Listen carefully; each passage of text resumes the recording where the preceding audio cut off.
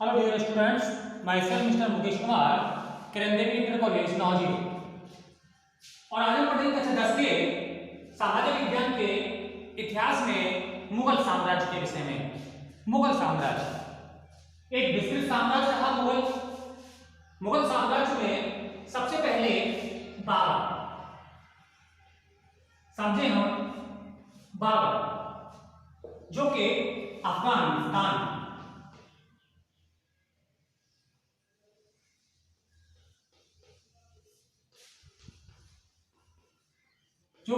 अफगानिस्तान के काबुल शहर से आया। काबुल शहर से भारत आया और भारत आने के लिए उसने जो पार किया वो था खैबर दर्रा। खैबर दर्रा जो पहले भारत और अफगानिस्तान को जोड़ता था, आज वो पाकिस्तान और अफगानिस्तान को जोड़ता है। इस दर्रे के माध्यम से उसने भारत में प्रवेश किया और भारत में प्रवेश करने के बाद बाबर ने, जिसका पूरा नाम था जहीरुद्दीन मोहम्मद बाबर, बाबर ने भारत में प्रवेश किया। भारत उस समय छोटे छोटे राज्यों, छोटे छोटे रियासतों और छोटे छोटे प्रांतों में बटा हुआ था। उसने, बाबर पहला व्यक्ति था जो तोप लेकर के आया था। बाबर की जो व्यूह रचना थी वो कुछ इस तरीके से थी कि पहले तोपें रखता था, उसके बाद अपनी सेना खड़ी करता था इस तरीके से, और तोप चलाने के बाद सामने दुश्मन की सेना होगी थी। तोप चलाने के बाद ये सैनिक यहां से इधर और यहां से इधर इस तरीके से घेराव करते थे ताकि दुश्मन सेना का संपूर्ण विनाश किया जा सके। तो बाबर ने भारत के बड़े राज्यों पर, एक बड़े इलाके पर अपना प्रभुत्व स्थापित कर लिया। इस तरीके से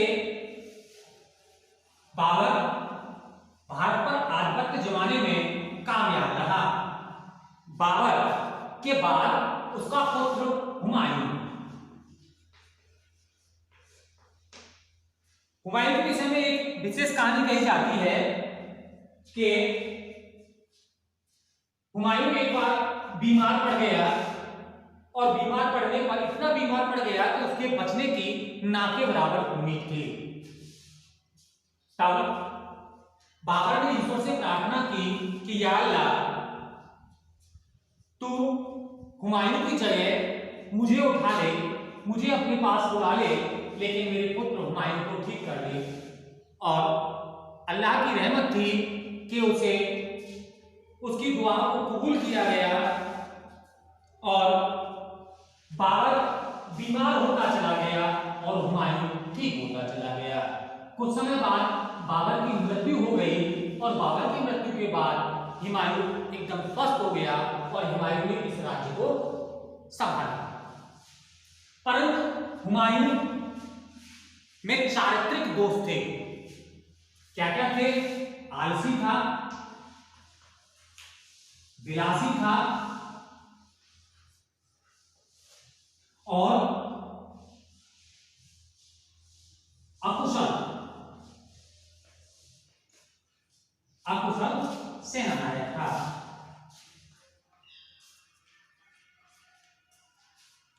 हुमायूं आलसी था, अपने किसी कार्य को अपने सही समय पर नहीं करता था।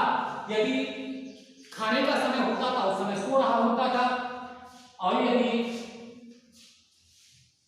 युद्ध सेना में भाग लेने का अवसर होता था तो वो डाइनिंग टेबल पर अपना नाश्ता कर रहा होता था। विलासी था, अर्थात उसे शौक मौज करने का बहुत शौक था।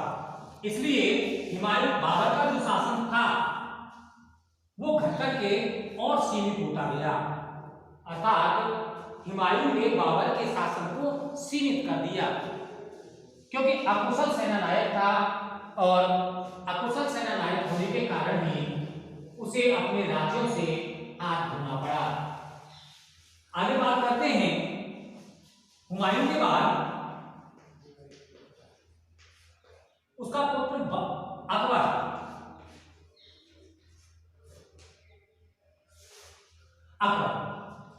हुमायूं के विषय में एक और बात बता दूं मैं आपको। इतिहासकार लिखते हैं कि हुमायूं जीवन भर लुढ़कते रहा और लुढ़कते लुढ़कते ही उसकी मृत्यु हो गई। क्या लिखा है इतिहासकारों ने कि हुमायूं जीवन भर लुढ़कते रहा और लुढ़कते लुढ़कते ही उसकी मृत्यु हो गई। क्यों? क्योंकि जीवन भर हुमायूं समय से पीछे रहा, समय के अनुसार नहीं चला। समय से आगे चलने की तो बात ही छोड़ दीजिए, समय के अनुसार भी नहीं चला, समय से पीछे चलता रहा।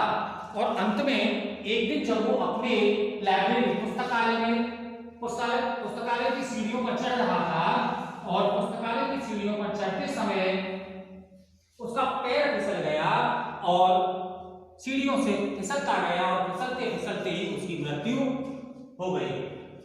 बाबर की उम्र उस समय बहुत कम थी। बाबर का जो लालन पालन किया गया वो बैरम खान। बैरम खान ने बाबर का लालन पालन किया और पूरी जिम्मेदारी अकबर को संभालने की पूरी जिम्मेदारी बैरम खान की थी। बैरम खान ने उसे एक श्रेष्ठ योद्धा बनाया और सही समय आने पर उसे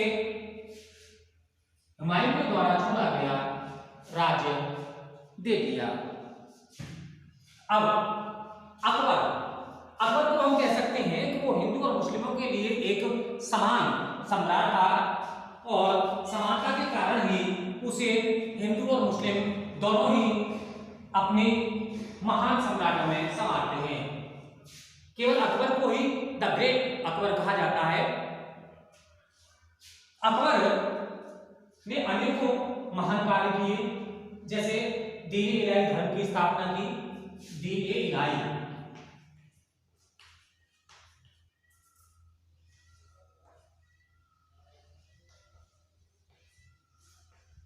जजिया कर को खत्म कराया और अकबर ने अपने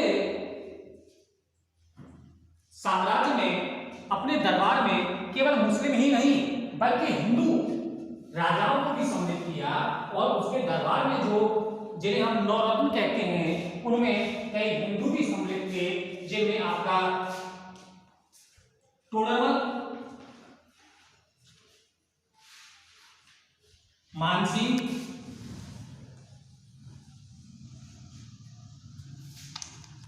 तानसेन,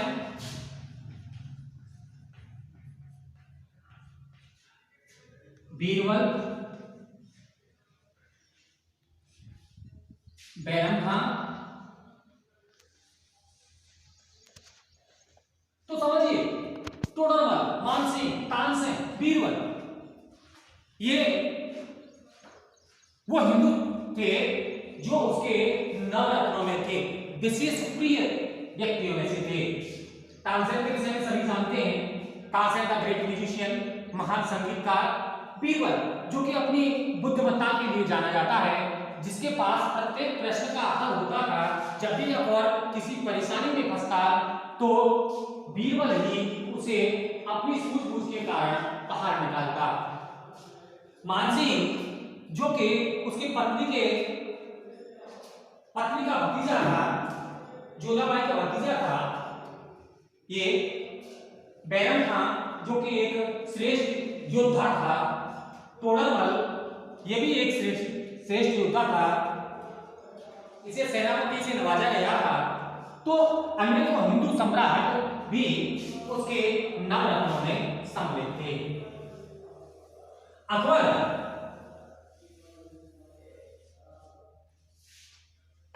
जो कि एक श्रेष्ठ योद्धा था और समानता का व्यवहार रखता था। अकबर की बात करते हैं शाहजहां की। शाहजहां जो कि अकबर का पुत्र था और इसे भी कई खास उपलब्धियों के कारण जाना जाता है और इसकी एक खास उपलब्धि थी क्या?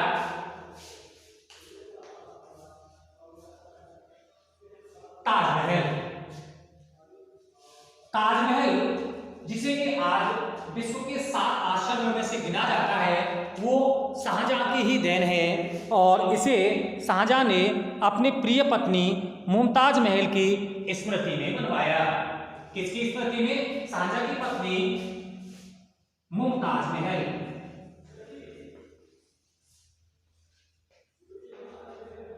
इसकी स्मृति में इसने ताजमहल को बनवाया जो कि सफेद संगमरमर का बना है और आज भी भारत में समस्त विश्व के अनेकों पर्यटक, अनेकों दर्शक इस सुंदर ताजमहल को देखने के लिए आते हैं। तो आज हम केवल यहां तक बात करेंगे, बाकी जो बचे हैं जहांगीर, औरंगजेब, बहादुर शाह जफर, इनको कल क्लियर करेंगे। तो अब आपको समझना है कि मुगल साम्राज्य किस तरीके से स्थापित हुआ और किस तरीके से आखिर में इसका विनाश होगा, ये भी दिखाएंगे। और आपको अपनी एक्सरसाइज में जितना भी है वो क्लियर करना है।